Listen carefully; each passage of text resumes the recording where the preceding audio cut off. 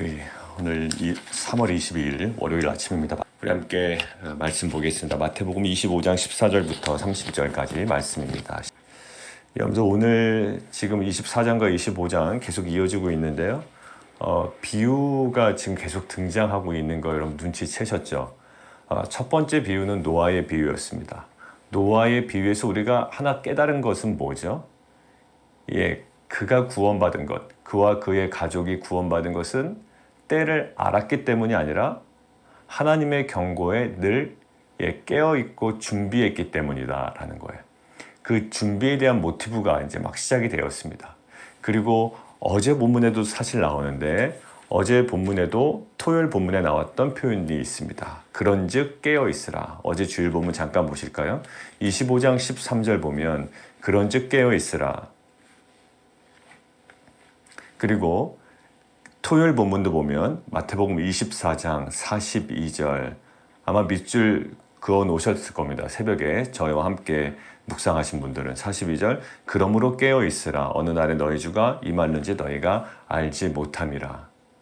지금 노아의 비유에서부터 계속 깨어있음 그 준비라는 모티브로 계속 끌고 오시죠. 자, 두 번째 비유가 뭐였죠? 신실한 종과 그렇지 못한 종이에요. 자, 그렇지 못한 종은 뭐하죠? 준비되지 못한 상태로 주인을 만납니다. 자, 우리가 함께 볼까요? 50절 보십시오. 토요일 본문 50절. 주인이 올 때 생각하지 않은 날 알지 못하는 시각에 그 종의 주인을 만납니다. 근데 이 종은 지혜롭지 못한 종, 신실하지 못한 종은 임무나 사명을 소홀히 했던 모습으로 만나게 되죠. 열심은 있었고요. 뭔가 일은 진행하고 있는데 정작 자기에게 주어진 임무나 사명에 대해서는 소홀히 했던 모습으로. 그래서 이 그렇지 못한 종, 지혜롭지 못한 종의 준비되지 못함 이것들이 이 모습 속에서 나왔습니다. 자, 노아의 모습 그리고 이 지혜롭지 못한 종의 모습 준비예요. 자, 열처녀 비유, 어제가 열처녀 비유였습니다. 열처녀 비유에서도 뭐가 드러날까요? 결국 계속 이어져 오던 이 준비라는 모티브가 계속 끌고 옵니다. 자, 그래서 준비성이에요. 뭐를요? 기름을 준비한 지혜로운 처녀가 있습니다. 또 그렇지 못한 자들이 있고요. 결국 하나님 나라에서의 그 본분에 내가 하나님 나라를 살아간다면 하나님 나라의 백성으로서의 합당한 준비가 있어야 된다는 거예요. 그러니까 나는 하나님 나라의 백성입니다 라고 할 때 보통 우리가 생각하는 그저 그 하나님 나라를 바라보며 그저 기다리는 자의 모습이 아니라요. 지금 철저한 어떠한 그의 합당한 준비가 필요하다라는 것들 이 모티브가 계속 이렇게 이어져 오고 있죠. 자, 근데 오늘 네 번째 비유입니다. 네 번째 비유는요. 그 종의 비유예요. 1달란트, 2달란트, 5달란트 나오죠. 달란트의 비유입니다. 오늘은요, 이 준비함이라는 이 성격을 아주 명확하게 이야기합니다. 이 내용은 우리가 많이 공부했고 또 많이 익숙한 내용이에요. 자, 5달란트 받은 자가 있고요. 2달란트 받은 자가 있고 1달란트 받은 자가 있습니다. 근데 오늘 이 종들의 모습에서 기대하는 것은요, 단지 수동적 기다림이 아니에요. 주인이 올 때까지 그저 기다리고 있는 것은 아닙니다. 분명히 책임 있는 행동과 활동을 마치 열처녀가 마냥 기다리는 것이 아니라 기름을 준비해야 할 듯. 그리고 그 지혜롭지 못한 종이 그냥 마냥 주인 올 때를 기다리고 자신의 생각대로 무엇인가 활동만 열심히 하는 것이 아니라 자신에게 주어진 사명과 임무와 본분에 맞는 모습으로 책임 있는 활동으로 준비해야 되는 것처럼. 노아가 단지 하나님의 그 경고의 메시지를 단지 시간이 지나기만을 기다리는 것이 아니라 방주를 만드는 열심으로 준비해야 했던 것처럼 오늘도 마찬가지예요. 수동적 기다림은 결코 아닙니다. 그러니까 외부 믿지 않는 사람들로부터 많이 오해받는 것이 그거죠. 기독교인들은 너무 나태하다, 게으르다, 아무것도 하지 않는다, 무조건 하나님 탓으로 돌린다, 그냥 기도만 하라고 그런다. 기도하면 다 알아서 해주실 거라고 그런다. 그러면서 하나도 구체적인 행동도 없고 게으르고 나태하고 전혀 무책임하다. 이런 이미지가 있죠. 그런 이미지로 남아서는 안 되겠습니다. 지금 여기서도 마찬가지예요. 수동적 기다림, 아니라 책임 있는 활동이에요. 그러니까 아무것도 하지 않고 기다리는 것, 이것을 무엇으로 규정하냐면 그것이 깨어있지 못한 상태로 이야기합니다. 만약에 돈이 없어요. 일하러 나가야 되죠. 어떤 직업이라도 구해야 됩니다. 열심히 일해야 돼요. 그런데 하나님은 나를 먹이실 거야. 물론 하나님께서 강력하게 말씀으로 여러분들에게 너 일하지 마라. 내가 너 그냥 먹일게 라고 한다면 모르겠습니다. 그거는 그렇게 뭐 받아들여질지 모르겠지만 보통의 경우에는 그렇지가 않아요. 보통의 경우에는 일해야죠. 지금 아무것도 하지 않고 기다리는 것, 그거 신앙 아닙니다. 이것은 오히려 깨어있지 못한 것을 반증하는 거예요. 결국 아직까지 오시지 않고 주인을 만나지 못한 이 지연의 시간은요. 어떤 시간일까요? 단순히 시간이 지연되는 시간이 아니라 우리가 책임 있는 활동을 할, 우리에게 맡겨진 본분과 우리에게 맡겨진 그 임무와 사명을 온전히 감당할 무슨 시간이다? 기회의 시간이라는 거예요. 결국 포커스는 어디 있습니까? 나중에 주인을 만났을 때 주인을 기쁘게 할 우리에게 있는 책임 있는 활동, 그것이 우리에게 주어진 임무, 사명, 본분이에요. 그냥 기다리는 것은 우리의 종의 하나님 나라의 본분에 합당한 삶이 아니라고 이야기를 합니다. 자, 그런데 오늘 하나 좀 알고 가기를 원하는 건 저희가 1달란트예요. 5달란트, 2달란트, 1달란트. 굉장히 커 보이잖아요. 격차가. 근데 격차가 물론 큽니다. 그런데 1달란트의 가치를 한번 보니까 이미 아시겠지만 6천 데나리온 정도가 되고요. 6천 데나리온은 그 당시에 노동자 20년 품삯입니다. 품삯이에요. 그러니까 20년 품삯이면 20년 연봉 아닙니까? 그러니까 1달란트를 정말 그 1달란트 가격으로 그 금 기준으로 금 1달란트 기준으로 지금 산술적으로 계산을 해보니까 그 숫자적으로만 같이 비교하지 말고 그냥 숫자적으로만 계산을 해보니까 한 구입가가 17억 원, 제가 찾아보니 구입가 17억 원, 판매가 15억 원. 왜냐하면 그게 달러도 살 때와 팔 때와 가격이 다르잖아요. 그러니까 구입가 17억 원, 판매가 15억 원. 그리고 다른 자료에 의하면 한 20억 원 정도 이야기하는 경우도 있고요. 한 그 정도 언저리입니다. 그러니까 1년 연봉을 뭐 1억 원? 그거 안 되신 분들이 더 많긴 합니다만, 그 정도 했을 때 보통 20년, 20억, 뭐 15억, 뭐 이렇게 되는 거예요. 여러분들 이 1달란트 받은 자는 이미 굉장히 많은 것들을 부여받을 겁니다. 책임이 있는 거예요. 뭐 다른 사람보다 적게 받았네 이게 아니라요. 이미 많은 것들을 부여하고 가신 겁니다. 그러니까 주인 입장에서 만약에 그 종에 대한 기대치가 없었으면 그거 주지 않았겠죠. 굳이 뭐 그 달란트를 그에게 맡겼었겠습니까? 그냥 아예 본인이 따로 투자를 했겠죠. 근데 그 종에게 1달란트, 2달란트, 5달란트를 맡기고 왔습니다. 결국 이건 뭘까요? 종의 입장에서는요. 이게 무거운 어떤 짐이 아니라 어떻게 보면 특권과 기회예요. 그러니까 우리에게 주어진 어떤 그 사명들 있죠. 그러니까 지금 우리에게는 6천 데나리온 그 노동자 20년 품삯으로 여길 만한 그런 풍성한 것들이 우리에게 맡겨졌다는 건데 도대체 뭘까요, 그게? 그게 소금으로서의 뭐 짠맛도 있겠고요. 우리가 그동안 얘기한 지금 마태복음에서 계속 견지했던 어떤 관점들이 있죠. 소금으로서의 짠맛. 그 다음에 불을 켜서 등경 위에 올려놓는 것들. 그리고 우리에게 정말 우리가 어떤 상황에서는 드러낼 수 있는 의를 위하여 핍박받는 그런 팔복의 삶. 여러 가지 모습들이 우리에게 있죠. 주님께서 우리에게 그런 것들을 기대하시고 많은 것들을 부여하시고 맡겨두셨어요. 자, 특권과 기회고요. 특권과 의무예요. 그런데 지금 5달란트 받은 자와 2달란트 받은 자에게는 어떤 그런 모습이 보입니다. 바로 장사하여 5달란트를 남기고 2달란트도 그와 같이 하여 2달란트를 남겼대요.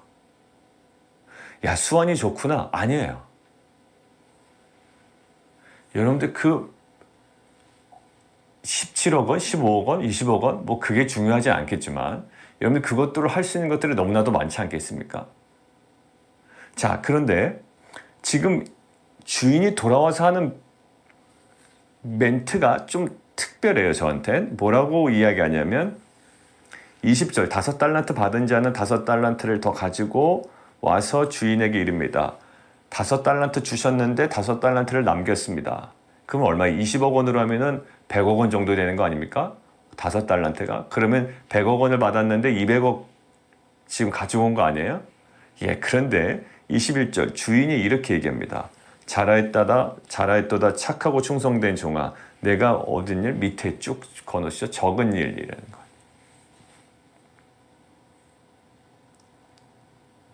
자, 이걸 어떻게 이해해야 될까요? 이걸 묵상하는데 우리는 5달란트, 그 산술적인 계산을 따지면 굉장히 크게 느껴지고 이것들 잘못 다루다가는 큰일 나겠다라고 하지만 결국 이것들을 부여하셨을 때 이것들을 우리에게 부여하셨을 때 정말 그 위기와 두려움과 어떻게 될지 모르는 정말 그 사선을 넘나드는 어떻게 보면 이것들을 다 잃을 수도 있는 이런 모든 위험성을 감안해서라도 주신 게 아니라 그 모든 것들을 주셨을 때 결국 뒤에서 지지해 주시고 이것들이 결국 주인 입장에서는 적은 일에 충성한 것이다 라는 어떤 평가예요. 그러니까 너가 별거 아닌 거에 있다라는 것이 아니라 이것이 그렇게 우리가 부담스러운 일이 아니고 이것들을 맡겼을 때 주인의 마음은 이것들이 가능하다라는 것과 이것들을 충실하게 행했을 때의 기대치가 분명히 있었다라는 거예요. 그러니까 우리가 세상 논리로 이거 투자 게임에서 누가 승리하나 보자 이런 관점이 아니라는 거예요. 그렇다면 굉장히 부담이 되겠죠. 그러나 결국 이것들을 주관하시는 분도 누구예요? 결국 주인이고요. 결국 종에게 맡겼지만 결국 그가 못했을 경우에 그들을 아주 혼내고 경고하고 그를 심판하게 한 것이 아니라 이것들이 선용되기를 위했던 선용되기를 바랬던 그 주인의 마음이 있습니다. 적은 일이래요. 적은 일이에요. 2달란트 받은 자에게도 동일합니다. 더 적은 일이 아니라 23절 주인이 이르되 잘하였도다 착하고 충성된 종아 내가 적은 일에 충성하였으매 내가 많은 것을 내게 맡기리니. 자, 그런데 어떻게 보면 우리가 산술적으로 비교해 볼 때 5분의 1밖에 안 되는 그리고 이 앞에 사람에게는 2분의 1밖에 안 되는 1달란트 받은 자는 어떻게 할까요? 더 좀 잘했으면 좋았겠어요? 그런데 이렇게 얘기합니다. 24절 1달란트 받은 자는 와서 이르되 주인이여 당신은 굳은 사람이라 심지 않은 데서 거두고 해치지 않은 데서 모으는 줄 내가 알았으므로 두려워하여 나가서 당신의 달란트를 땅에 감추어 두었었나이다. 보소서 당신의 것을 가지셨나이다. 여러분들 밑줄 하나 보시죠. 굳은 사람이라. 거기 밑줄 보내서 당신은 굳은 사람이라. 25절 두려워하여. 거기에 동그라미 치시죠. 당신은 굳은 사람이라 두려워하여. 1달란트 받은 자는요. 지금 이것이 변명인지는 모르겠습니다만 지금 오늘 본문에서 이 이야기를 비유로 얘기하실 때 굳이 이 사람에게 있는 어떤 그 변명을 얘기하지 않을 거예요. 이 사람의 인식 상태, 이 사람의 사고의 어떤 그 중심을 딱 뚫어본 겁니다. 이 대사를 통해서. 뭘까요? 주인에 대한 잘못된 인식이 이에게 있었던 거예요. 단순히 이 1달란트 받은 자는요, 투자하는 방법을 몰라서도 아니고요, 그가 단순히 게을러서의 문제도 아니에요. 우리는 게으릅니다. 보통 이렇게 해야죠. 게으르게 하면 안 됩니다. 더 많이 공격적으로 투자해야 됩니다. 하나님 나라에 더 헌신하십시오. 여러분들 그런 식으로 하면 하나님께서 여러분들 거 빼앗아 갑니다. 뭐 이런 식으로 이야기를 많이 들으셨을 거예요. 물론 이것이 목회적으로 여러분들에게 또 하나의 동기부여가 될 수도 있겠지만 사실 오늘 본문의 근거에서 보면 지금 이 사람의 문제는 뭡니까? 투자하는 방법을 몰랐던 것도 아니고요. 아마 알았던 것 같아요. 그러나 투자의 위험성 때문에 위축될 가능성도 있고요. 그러나 아주 궁극적으로 누구에 대한 인식이 잘못됐습니까? 주인에 대한 인식이 아주 잘못된 거예요. 주인에 대한 인식이 어때요? 당신은 굳은 사람이래요. 아주 그렇게 생각하고 있었어요. 주인에 대한 딱 인식이요. 도정됐습니다. 당신은 굳은 사람이에요. 아주 딱딱한 사람입니다. 그래서 심지 않은 데서 거두고 해치지 않은 데서 모으는 줄을 내가 알았다. 뭘 알았다라는 거예요? 여러분들 이미 한 종에게 5달란트를 주고 또 다른 종에게 2달란트를 주고 또 이 사람에게 1달란트를 줬다는 것은 이미 해친 사람이에요. 모든 것들. 과감하게 해친 사람입니다. 그러니까 해치지 않은 데서 모으는 줄을 내가 알았다라는 것은요. 이거는 정말 변명 중에 변명이고요. 아주 대단히 오해하고 있는 거예요. 만약에 그런 사람이었으면 종에게 5달란트요? 뭐 얼마 정도라고요? 20억에 하면 100억? 맡기지도 않습니다. 그리고 이 사람에게 40억, 이 사람에게 20억, 이 정도 맡기지도 않아요. 근데 이 주인에 대한 아주 그릇된, 잘못된 오해 때문에 지금 이 3번째 종의 행동이 나오게 된 거예요. 결국 어떤 행동의 결과에는 원인이 있고요. 그 원인을 가만히 살펴보면 이 아주 그릇된 개념과 전제와 또 오해가 아주 뿌리 깊게 자리 잡고 있는 거예요. 자, 결국 이 주인은 어떤 사람이라고요? 말이 어려운 것 같지만 권리도 없는 곳에서 권리를 행사하는 사람, 이 정도로 여겼던 거예요. 그냥 있는 거나 돌려주자. 괜히 내가 열심히 투자했다가 혹 내가 잃은 부분이 있으면 이것이 내가 열심히 투자한 것의 결과인데도 불구하고 자신의 권리를 주장하면 또 이상한 소리 할 사람이니 그냥 가만히 뒀다가 그냥 돌려주자. 그냥 20억을 땅속에 묻어둔 겁니다. 이거는 주인의 재산을 보호하기 위함이 아니에요. 주인의 재산을 보호하기 위함이 아니라 욕먹기 싫은 겁니다. 여러분, 주인의 재산을 보호하기 위한 선한 행동이라기보다 주인에 대한 잘못된 오해로 자신이 욕먹기 싫은 거예요. 그래서 25절 두려워하여입니다. 두려워요. 그러니까 주인의 재산을 내가 소중히 여겨서 한 게 아니에요. 절대 그런 것이 아닙니다. 주인의 재산을 내가 소중히 여겨서 땅속에 묻어놨습니다. 라고 했으면 아마 주인이 그래도 좀 좋게 여겼을 거예요. 그런데 이 사람의 이 대사 때문에 26절에 반응이 나오는 겁니다. 당신은 그렇게 굳은 사람이기 때문에 내가 두려워해서 이렇게 했습니다. 라고 했는데 주인이 대답합니다. 악하고 게으른 종아, 나는 심지 않은 데서 거두고 해치지 않은 데서 모는 줄 네가 알았니? 라고 물어보는 거예요. 정말 그렇게 알았다면, 27절, 그랬다면 내가 마땅히 내 돈을 추리하는 자들에게나 맡겼다가 내가 돌아와서 내 원금과 이자를 받게 하였을 것이다. 이들처럼 뭐 2배로 만들지 못했어도 원금과 이자 정도는 맡겼겠지. 결국 지금 이 주인의 재산을 보호하려는 마음이 아니라요, 상처받지 않으려고 하는 거예요. 욕먹지 않으려고 하는 겁니다. 왜? 주인에 대한 오해 때문에 발생된 거예요. 그러니까 내가 위축된다라는 것은요, 내가 위축될 만한 상황이 돼서 하는 거는 어떤 대상과 어떤 상황과 또 하나님에 대한 그릇된 오해 때문에 내 스스로 발생한 두려움이에요. 지금 25절에 있는 두려움은요, 실체가 없는 두려움입니다. 있어서는 안 되는 두려움이고요. 이 사람에게 자리 잡아서는 안 되는 두려움이었어요. 어떻게 보면 허상이죠. 근데 이 허상이 이 사람을 사로잡아 버렸고요. 이 사로잡아 버린 이 허상 때문에 이 셋째 종은 주인의 의도와는 전혀 다른 지금 반대 지점에 가 있게 되는 거예요. 우리에게도 한번 생각을 해볼까요? 우리가 갖고 있는 그 두려움이 있습니다. 어떻게? 상처받지 않으려는 두려움이 있어요. 왜? 내가 이렇게 하면 저 사람 저렇게 행동할 거야 라는 그 오해잖아요. 그 사람에 대한 오해. 내가 먼저 한 발을 빼는 거예요. 내가 다가갈 수 있어요. 그런데 다가가기 싫어요. 왜? 상처받기 싫거든요. 내가 주인의 돈 투자할 수 있어요. 투자 방법 모르는 거 아니에요. 근데 투자하기 싫어요. 왜? 혹시 모르는 내가 주인으로부터 책망받고 상처받는 것이 뭐예요? 두려워요. 허상이에요. 내가 그에게 다가가는 것? 아니에요. 이거 두려워요. 나 이미 상처 많이 받은 사람이에요. 그리고 괜히 내가 다가가는 것 때문에 저 사람 상처 주기도 싫어요. 그러니까 가장 적당한 거리만 유지하는 거예요. 그런데 남에게 피해 주지 않고 내가 상처받지 않는 것이 이것이 우리에게 최고의 선이 된다면 실은 십자가의 삶은 없습니다. 나는 공동체에서 아무런 상처받지도 않을 거야. 그리고 아무런 상처도 주지 않을 거야 라는 것이 우리의 신앙생활의 최고의 선이 된다면요, 정말 궁극적인 십자가는 나타나질 않습니다. 왜 그럴까요? 예수님의 십자가를 보십시오. 예수님이 최대한 상처받지 않으려고 노력하시지 않으셨어요.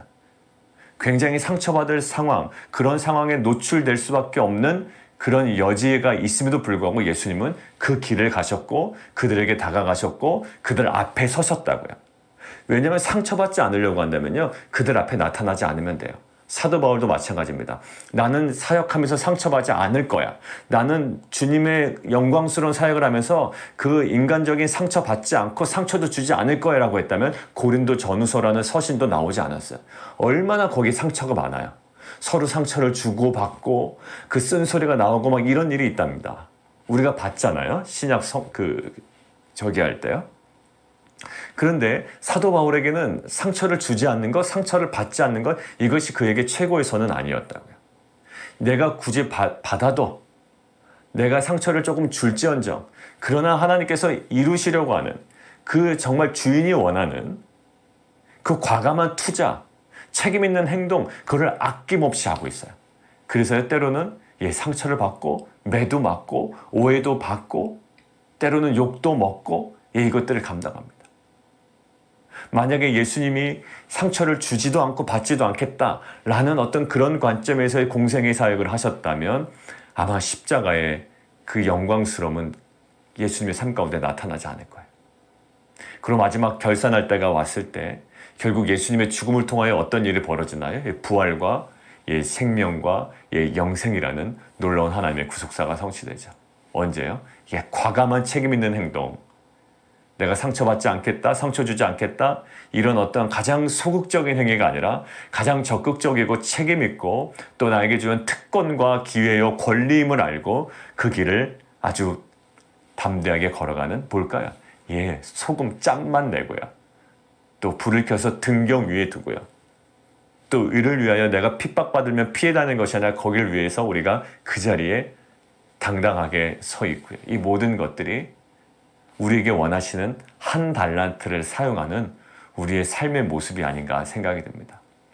이것들을 볼 때 헌금을 더 많이 내십시오. 이렇게 적용도 할 수 있겠습니다만 실제로 여기서 본문에서 우리에게 적용하는 것은 무엇에 대한 오해? 하나님에 대한 오해, 예수님에 대한 오해, 주인에 대한 오해, 그리고 내가 섬기는 저 영혼에 대한 오해. 사람에 대한 오해와 선입견으로 그들에게 다가가지 않았던 모습들이 우리에게 너무나 많아요. 왜? 그 사람 뻔연히 내가 다가가면 싫어하는 줄 알거든. 내가 다가가는 것에 부담스러워하고 이미 부담스럽다는 표현을 했기 때문에. 물론 지혜롭게 이릅니다. 그렇지만 하나님께서 우리에게 주신 그 자원의 그 풍성함을 우리는 알아야 돼요. 겨우 주신 것이 아니라 얼마 주셨다고요? 17억 15억 원, 한 달란트, 6천 데나리온을 우리에게 주셨다고요. 이것들을 사용하려면 무궁무진하게, 실은 우리에게 부족함은 없는 거예요. 한 달란트 받은 자가 이것이 부족해서 내가 남겼습니다. 그런 얘기 하지 않는다는 거 우리도 꼭 확인해야 됩니다. 오히려 많은 것들을 받았기 때문에 이것들을 벌벌 떨며 두려워했던 거예요. 뭐에? 주인에 대한 오해 때문에. 그러나 이제는 우리가 소극적 형태의, 그것을 단순히 보존하는 의미가 아니라 내가 주인에 대한 오해 때문에 이것들을 두려워하여 그냥 땅속에 묻어두는 자가 아니라 오히려 이제는 우리에게 맡겨주신 상처를 받을지언정 또 내가 투자를 잘못해서 또 그것들을 혹시 책망받을 어떤 결과가 나올지언정 우리의 마음을 아시고 이것들을 감싸 안으시고 오히려 그런 상황 가운데 우리를 도우셔서 하나님 나라의 그 선한 일로 이끌어 가실 하나님을 신뢰하며 우리에게 그 책임 있는 행동, 영적인 그러한 투자 행위가 우리 가운데 회복되기를 원합니다. 사도 바울 보세요. 굉장히 담대했던 것이 뭘까요? 자신에 대한 자신감이 아니었을 거예요. 왜냐하면 사도 바울은요, 항상 자신의 말과 이런 어떤 외모와 또 자신이 갖고 있는 질병에 대한 또 여러 가지 연약함이 있었다고요. 그러니까 고린도 교회 사람들이 뭐래요? 아볼로는 설교를 잘하는데 바울은 그렇게 말이 좀 이렇게 뚜렷하지 못해 라고 이야기를 했단 말이에요. 그럼에도 불구하고 왜 바울은 당당했을까요? 자기 달란트를 이렇게 과감하게 투자했을까요? 투자했을 때 고린도 교회처럼 삐그덕삐그덕거리고 이렇게 좀 어긋날 수 있는 상황 가운데서도 왜 멈추지 않았을까요? 결국 주인에 대한 분명한 확신이 있었던 거예요. 이 셋째 쪽은요, 주인에 대한 오해 때문에 소극적이었던 거고요. 사도 바울은 주인에 대한 확실한 신뢰가 있었기 때문에 그 모든 책임 있는 행동, 영적인 투자가 아낌없이 나올 수 있었습니다. 사랑하는 성도 여러분들, 우리 안에 왜곡되어 있었던 그 주님에 대한 오해들, 내가 괜히 이거 하다가 긁어부스럼 만들지 라고 위축되었던 우리의 모습이 아니라 이제 우리의 모든 행동들을 감싸 안으시고 이것들을 응원하시고 지지하시고 그것을 통하여 일하실 사도 바울의 그 연약함을 통해서도 하나님께서 영광 받으신 것처럼 우리의 연약함을 통하여 우리의 중심을 거기다 쏟아 부을 때 정말 하나님께서는 그것 가운데 정말 하나님께서 원하시는 그러한 풍성한 구원의 역사를 우리 가운데 분명히 이루실 줄을 믿습니다. 우리 함께 기도하도록 하겠습니다.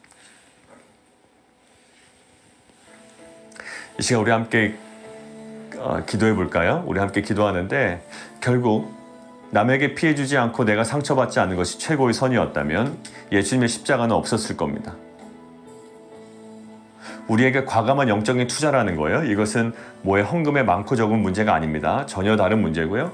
이것은 아주 활동적이고 책임성 있는 자기부정적 봉사를 통한 결실이에요. 왜냐하면 자기 부인이 이루어져야지 이것이 가능합니다. 왜? 내가 이거 잘못하다가 어떡하지? 라는 이 두려움, 주인에 대한 그릇된 오해 때문에 생기는 이 두려움도요, 철저한 자기 부인을 통한 그리고 자기 주인에 대한 확신을 통한 이것들이 가능해지는 거예요. 우리 두 가지를 위해서 기도하죠. 주님, 저희 가운데 그 주님을 향한 정말 그릇된 오해가 아니라 이제 주님에 대한 신뢰와 확신으로 우리에게 주어진 이 한 달란트를 과감하게 책임성 있게 자기부정적 우리의 삶과 사역을 통한 우리의 아름다운 결실로 맺어가는 삶이 될 수 있도록 인도하여 주옵소서. 우리 함께 기도하며 나가도록 하겠습니다. 우리 함께 또 기도할까요? 실제로 보면 우리 자녀들도 그런 것 같아요. 맨날 그 부모님한테 혼난 아이들 가만히 보십시오. 처음에는 아이들이 그렇게 처음에 위축되지 않아요. 왜 위축될까요?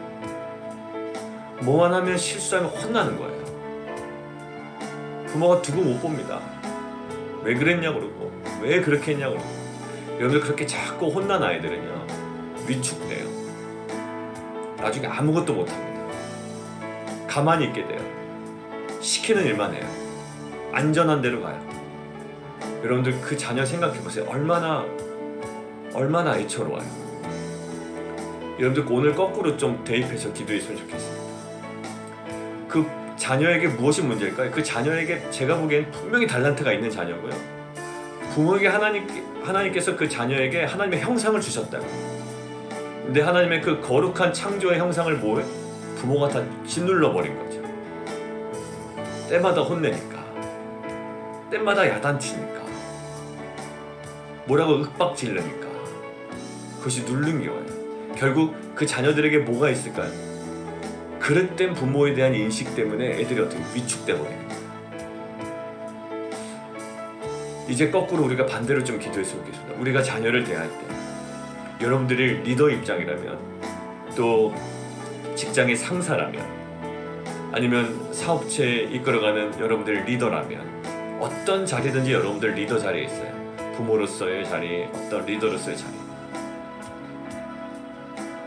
그 여러분들과 함께 사역하고 함께 일하며 또 함께 가정에서 지내고 있는 자녀든 누구든지 여러분들에 대해 그릇된 오해를 하지 않도록 우리들의 삶이 다시 한번 정돈돼야 돼요. 여러분들 카리스마라는 어떤 단어에 딱 여러분들에 꽂혀서 굉장히 무슨 단호하고 막 딱딱 잘라내고 이런 모습 물론 있어야 됩니다. 그렇지만 여러분들 그 성경에서 얘기하는 그런 모습과 많이 다른 부분이 있어요. 우리가 생각할 때. 여러분들 그 빛이, 말씀의 빛이, 성령의 빛이 우리들 삶을 투영하여 주셔서 우리에게 그동안 그릇돼 있었던 정말 세상적인 얄팍한 카리스마가 아니라 정말 주님께서 우리에게 베풀어 주셨던 그 섬김의 리더십과 그 풍성한 하나님의 그 은혜와 긍휼이 우리 삶 가운데 회복되기를 원해요.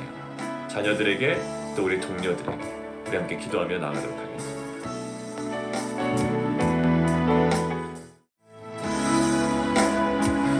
우리 함께 또 기도할까요? 우리 이종호 선교사님, 우리 남동생, 이제 저희 형님 두 번째 항암 이제 마치시고 이제 회복하는 모든 과정을 위해서 기도해 주시고요. 우리 모든 성도님들 기도 제목들이 있었습니다. 우리 르네 수면장애 치유 위해서 계속적으로 기도해 주세요. 폐가 안 좋아진다고 그럽니다. 그 치유와 또 건강의 회복을 위해서 우리 계속 기도하시고, 금주에 25일날 이제 배재환 권사님, 최영미 권사 어머니 혈액 검사 받으시고요. 또 그 결과에 따라서 수술 여부가 결정됩니다. 위해서 기도해 주시고, 우리 최영순 권사님, 미셸 집사님, 또 우리 저스틴, 그리고 우리 이혜경 권사님, 또 우리 승주 형제, 또 우리 직장에 우리 유동현 감독님 지금 계속 기다리고 있는데 그 과정들 절차 속에 좀 빠른 진행이 될 수 있도록, 왜냐하면 좀 많이 기다렸거든요.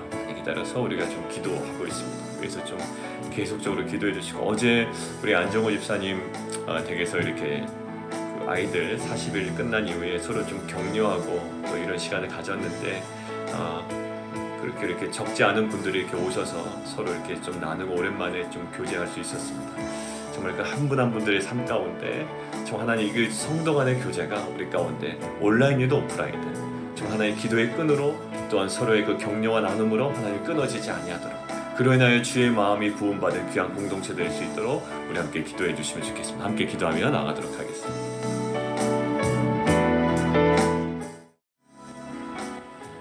우리에게 맡겨주신 한 달란트의 그 풍성함의 은혜를 알게 하시고 소극적으로 이것들을 보존하려는 마음이 아니라 이제 하나님 우리에게 맡겨주신 그 한 달란트의 정말 그 책임과 의무와 그 사명을 알고 정말 주인에 대한 오해로 두려워하는 자들이 아니라 이것을 맡겨주신 그 주님의 마음을 알아 영광스럽게 더욱더 풍성한 것으로 우리가 그 지체들 향하여 우리가 나누고 베풀고 섬기는 빛과 소금 공동체 될 수 있도록 인도하여 주시옵소서.